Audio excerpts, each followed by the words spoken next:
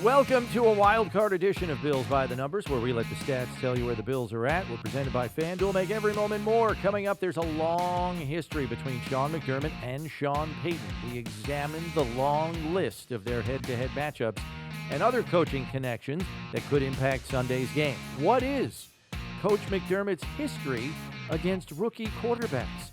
And we'll have our one burning question. Time to be championship caliber!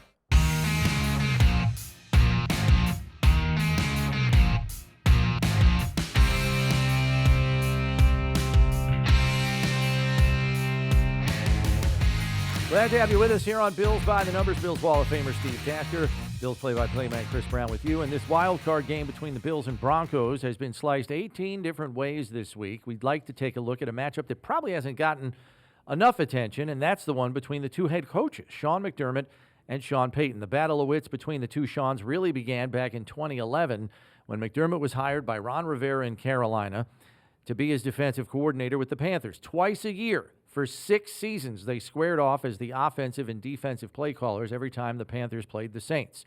Now, New Orleans was at their peak in 2011. They were a year removed from their Super Bowl title, and Payton and the Saints went 13-3 that year. They were unbeaten at home, and the Panthers were a 6-10 club trying to get on the right side of their record. The first matchup was close, won by the Saints 30-27. Payton's offense rolled up almost 450 yards on Carolina. Second game was a laugher, 45-17 Saints, as they were primed for a postseason run that would end in the divisional round. Payton put it on the Panthers, as they had almost 400 total net yards at halftime, finished with over 600, though he did have backup quarterback Chase Daniel kneel out the clock in the red zone at the end of the game. So in these 3 things, Steve, thing number 1, when you have 2 ultra-competitive coaches like this going up against one another, and one just doesn't have the horses to compete, what kind of seeds does that sow in the coach who doesn't have everything he needs in a given matchup? Well, you learn something from everything, every experience, and certainly you also learn where you're most vulnerable. They show you what other people see. When you match up with a coach and you see their schemes and how they're attacking you, you understand what they see in you, and it's uncomfortable sometimes. Like in our business, when you go back and you watch yourself, that some of the segments you do on live television, you think, wish I did. That's what it's like to watch film of yourself coaching, and I think that's part of where Sean McDermott's mindset came from. This growth mindset. You got to get better, and you got to go back and look at the ugly truths of where you've been, and going against good coaches like Sean Payton teach you a lot. Well, that's what I was going to say, because I think it's the coordinators that challenge you the most, that push you to areas maybe sometimes you didn't know you could reach, either creatively, tactically, schematically.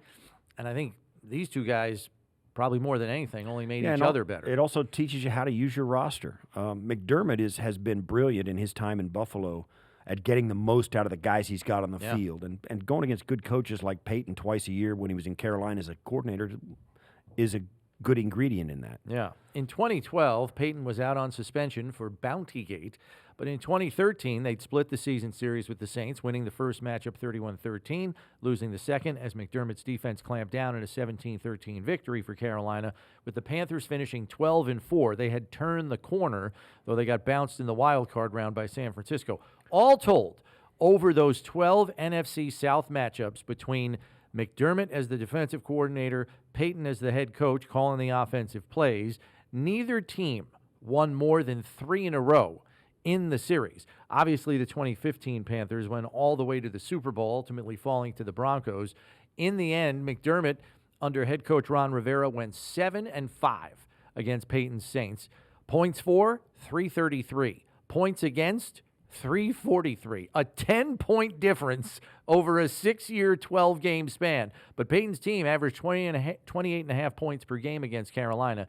Different teams and a decade ago, but that division series seemed to be hotly contested, like most are with good coaches involved. Yeah, and over 6 years, that those teams changed dramatically roster-wise under those coaches. So they had to do it different ways, and what worked one year, they didn't have the horses to do the next year, but they did have some strengths in other areas. So it's a total test of those two coaches and what they they do against each other over a 6-year period. You get a real handle on what makes the other guy tick and what he can do with what he's got. Yeah, and really during that stretch, those two teams were the class of the NFC South. Like Tampa and Atlanta Tampa were struggled, really, yeah. I mean, they were competitive. Matt Ryan was in Atlanta, they were competitive, and towards the end, they finally, got to a Super Bowl toward the end of Matt Ryan's career. But those two teams were just butting heads every year during that stretch when Sean was there as the defensive coordinator. Where things appeared to get interesting was in Sean McDermott's first year as head coach in Buffalo. The Bills hosted the Saints in 2017 in Week 10. Payton still there as head coach. They had just given up, the Bills, 194 rushing yards to the Jets in a road loss the week before. Payton challenged them in much the same way. Mark Ingram, Alvin Kamara roll in and combined for 237 yards on the ground and 4 touchdowns. Now, you can't really blame Payton for how this game played out, but in the third quarter, up 30-3, Payton calls 10 consecutive run plays that go for 94 yards, culminating in a 7-yard run by Drew Brees for the touchdown to go up 37-3 at the end of the third quarter. Then, when they get the ball back, Payton runs it 9 more times. And then, when he's in a 4th and 3 at the Bills' 38-yard line, calls a pass play to pick up the first down, and then runs it 3 more times to kick a 53-yard field goal to make it 40-3. Bills get stopped on the next possession on a 4th and 1, and the Saints run it twice, with the second run going 41 yards for a touchdown. 47-3 now. The game ends 47-10. But let's just say that the 4th and 3 play probably wasn't well received on the Buffalo sideline. What do you remember about that game? There was some stuff I remember. That it did seem like, even in that game, even though they were running it and doing all that, I was a fan in this game. This is one of the few games in my life that I ever sat in the stands for the game. I wasn't doing a game for CBS at the time and had a weekend off, and I came out of that. I was mad at the Saints for the way that game went. But when you say, well, they were running the ball, I mean, they were doing what they could do, and the Bills were not a very good team. 4th and 3, though, up 37-3, and you're throwing a pass, and then you kick a 53-yard. Yo, dude. I get it. Come on. But they did give the Bills a chance to stop them. Yeah. They ran the football. The pass play, I get. That was a little bit of, no question, wanting to take the game over yourself and just end it your own way.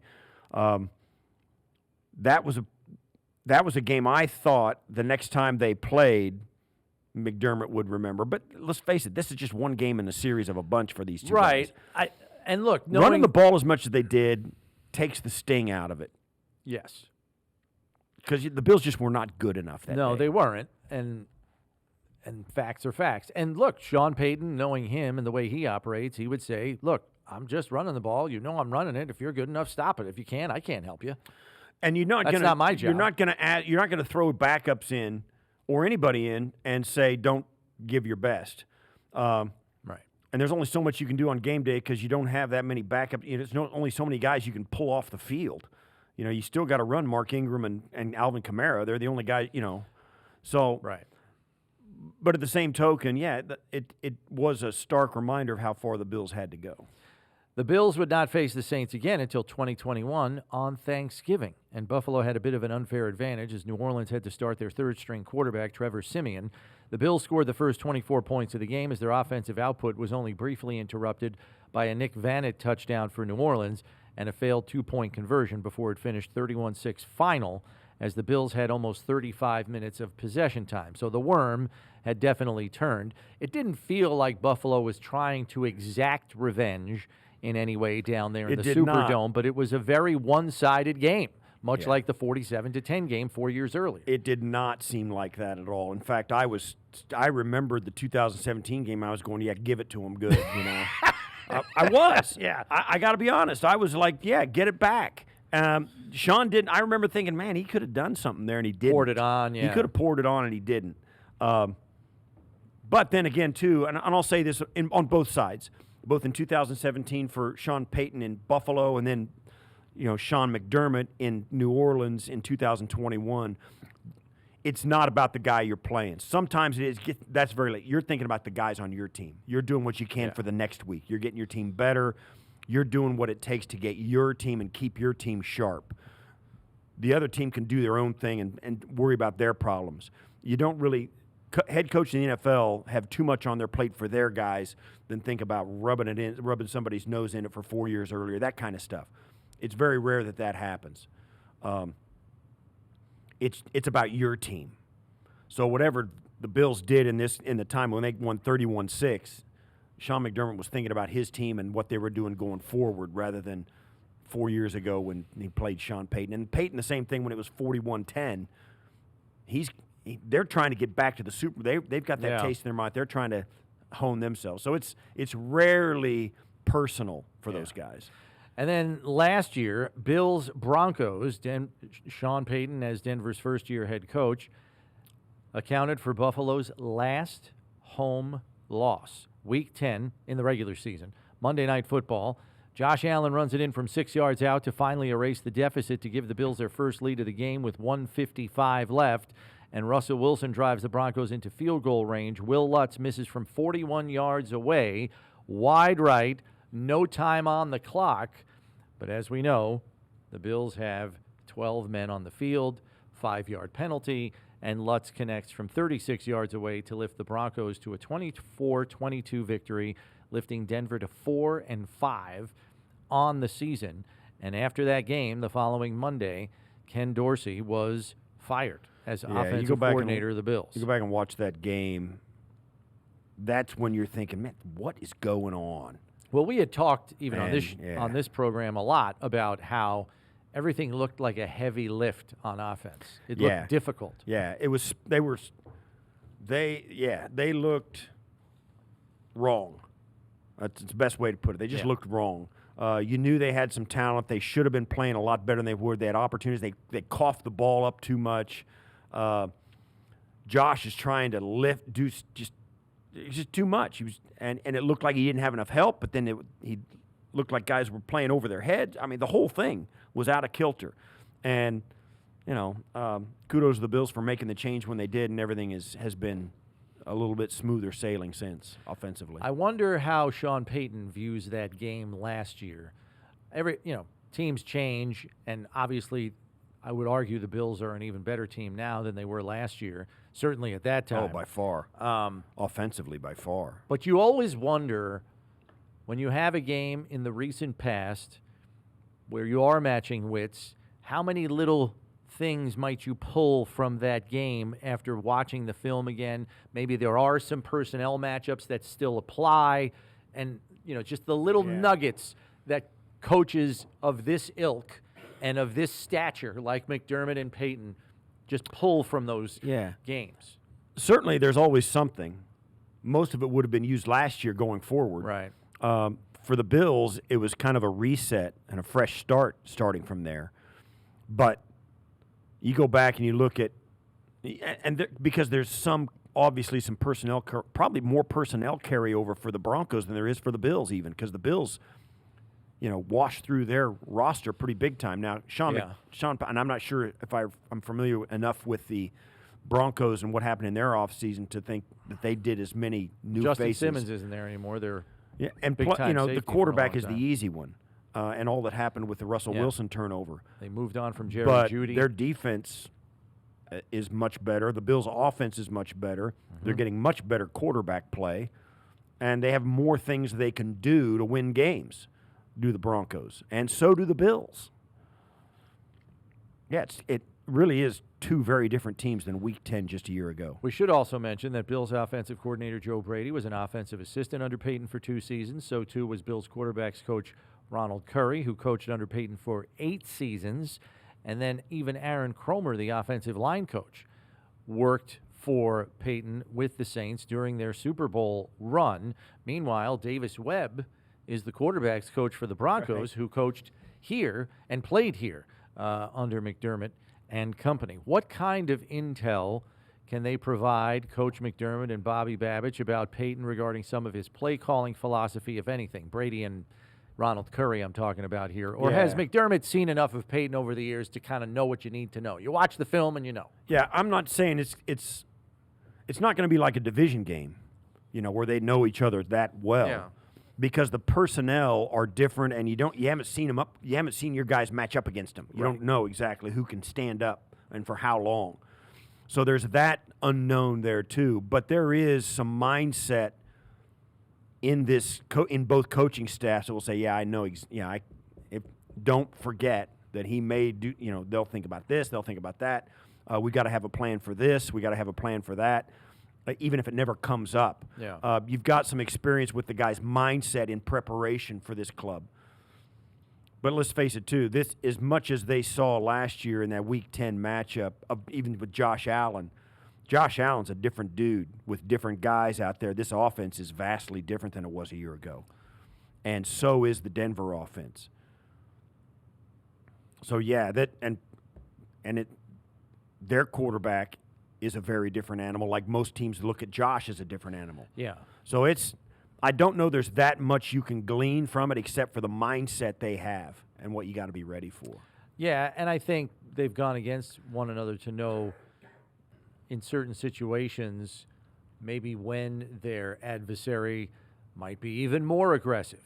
Sure. Sean Payton's known as a guy that gets even He's more ultra aggressive in the aggressive. postseason, and undoubtedly Sean McDermott knows that, even though I don't believe Carolina and New Orleans ever squared off in a playoff matchup during their respective tenures there that overlapped. With Sean Payton's reputation and this kind of a playoff game with a rookie quarterback and all that, I would be disappointed if we didn't see something off script, like trick play. Yeah. Special teams, offense, reverse pass, double pass, flea flicker, shovel pass in the red zone kind of stuff, something that we haven't seen this offense do. There will be something that nobody has seen before this offense or the special teams crew do. I'd be surprised if that isn't on the menu and doesn't get called at least once in this game, maybe more than once. We transition now to the numbers game, where Steve will be quizzed on NFL wild card history. Let's do it. Question number 1. Since 2020, what do you think the average points per game scored was for AFC wild card week winners?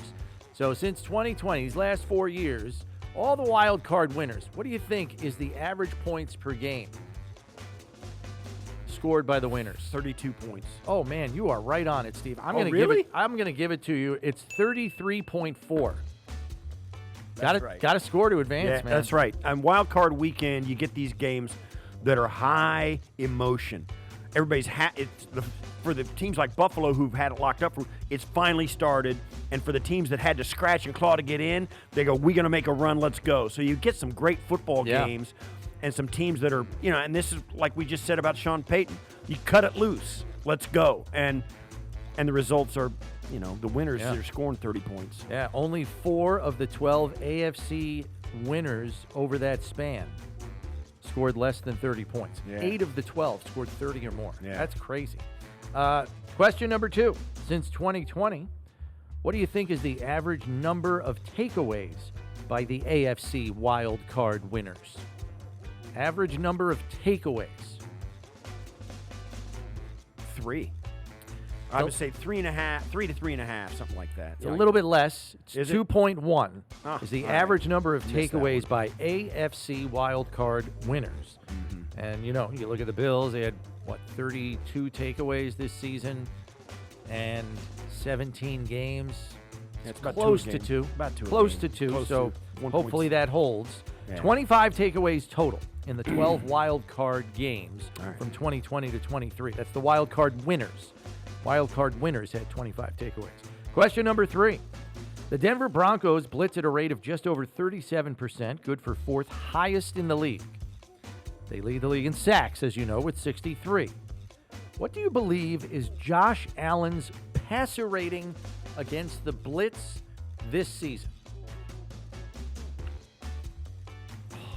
109. It's higher. Steve's getting excited. 117. It's higher. Seriously? Yeah, against the blitz. 121. Little bit higher. number? No, 124. It's 123.2. Man! It ranks third best in the NFL this season. You know, that's a great stat for Josh, and you know, so teams are kind of hesitant to do that, but it also is a credit to the guys, the offensive line up in front of him. If they blitz, at least 5 of them are getting picked up. Yeah. And if you don't send 6 and there's a free guy running, and the running backs as well, somebody getting a piece of a guy, Josh having a way to get out of it, that's a testament to everybody. I feel like that gave you chicken skin. It kind of did.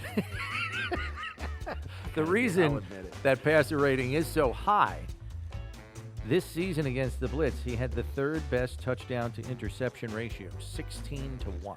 Yeah. That is he's hard to get to, and that's a problem. Question number 4. This is the Bills' 6th consecutive trip to the playoffs, tied for the longest streak in team history, 88-93 being the other group, and they have yet to win a Super Bowl. Okay? Right.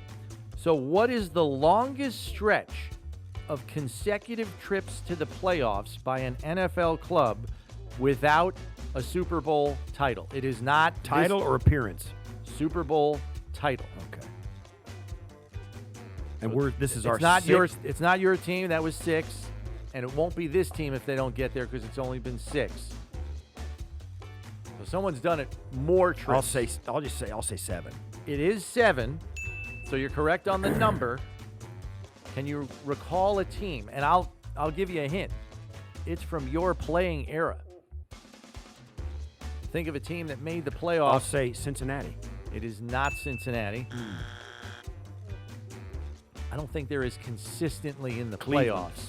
Not Cleveland. See, they were going. It is an AFC team. Yeah, they were going all the time with Marty. Oh, what about the Colts? Not the Colts. That was after me though, with Payton. One more, I'll give you. I'm gonna say an AFC team. Went there year after year after year after year and just could not get to the promised land. Pittsburgh. It is the Houston Oilers and the yeah. Warren Moon crew. I remember those guys. Yeah, that was a rough stretch for those guys. 87 to 93, 7 consecutive years to the postseason, and nothing to show for it. Sting. Not even an AFC title. I played with a lot of those guys. Not even an AFC title, Steve. They didn't even get to the championship game. Yeah. Bills fans, get in on the action with FanDuel, America's #1 sportsbook. Just download the app today to play any way you want. Plus, with live betting, you'll get updated odds on games that have already started. Best of all, you get paid your winnings fast. Excuse me. Make every moment more with FanDuel, official sportsbook partner of the Buffalo Bills. Time now for our one burning question. Steve, who is the difference maker in Sunday's wild card game against Denver? And you can pick anybody, either side of the ball, anything. A Bills player, right? Yes. I'm going to, well, we're hoping they make a difference so they can win the game. It'll be Josh, on the offense, although for somebody outside of Josh. I think we're kind of expecting Josh I'm going to to be say, Josh. On the offensive side of the ball, I'll say Khalil Shakir. On the defensive side of the ball, I will say Christian Benford. Oh. I think... and if it's not him, it's the corner. It's Rasul or Christian. They've got the Broncos have one guy they can really count on who's a really good player. Is Cortland Sutton, and I think Christian Benford is built for it and has the right mentality. If they followed him around, Benford could hurt his ability to help the Broncos.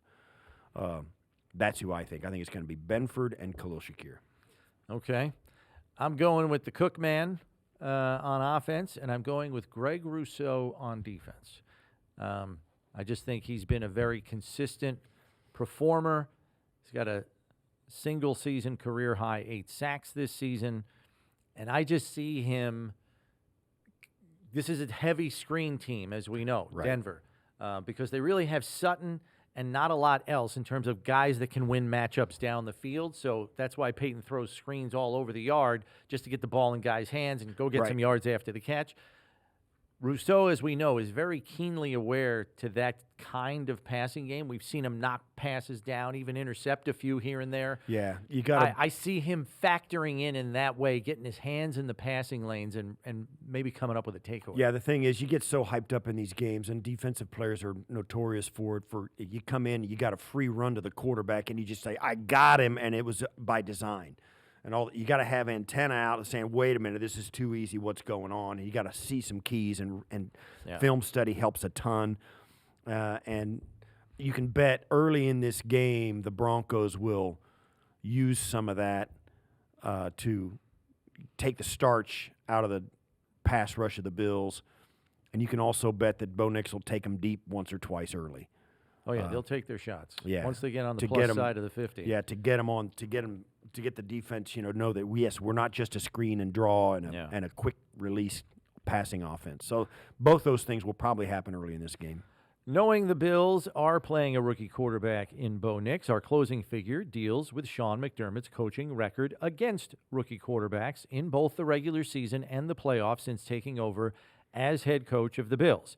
McDermott has 15 games against rookie quarterbacks, and he's compiled a record of 11-4, counting last week's throwaway game in New England, in which they played largely backups. The collective statistics of those rookie quarterbacks: a 57% completion percentage, 10 touchdown passes, 21 picks, and a collective passer rating of 62. You're going to get that against most rookie quarterbacks anyway, so most head coaches do have a good record against rookie quarterbacks because it's a hard league to play well in. But we've seen it firsthand. They struggle. Yeah. They struggle with him. Bo Nix is not a typical rookie. We've got not. We've got a handful of young quarterbacks in the league who don't struggle. Jaden Daniels. Yep. Bo Nix to beat, and Drake May, named three of them. And Caleb Williams in Chicago, maybe you can't blame him for all of it. But you've got some young quarterbacks in the league now that are starting to tilt that back the other way. Yeah. Still not easy to play quarterback in the NFL, particularly in your first year, although now he's through his first regular season. He's not a rookie anymore. Not easy to play in this building either. That'll do it for this edition. Be sure to subscribe on whatever podcast platform you use or watch us on the Bills YouTube channel, because when you need to know about the Bills, you need to check Bills by the Numbers. For Steve Tasker, I'm Chris Brown. Thanks for listening. We'll catch you next time, everybody.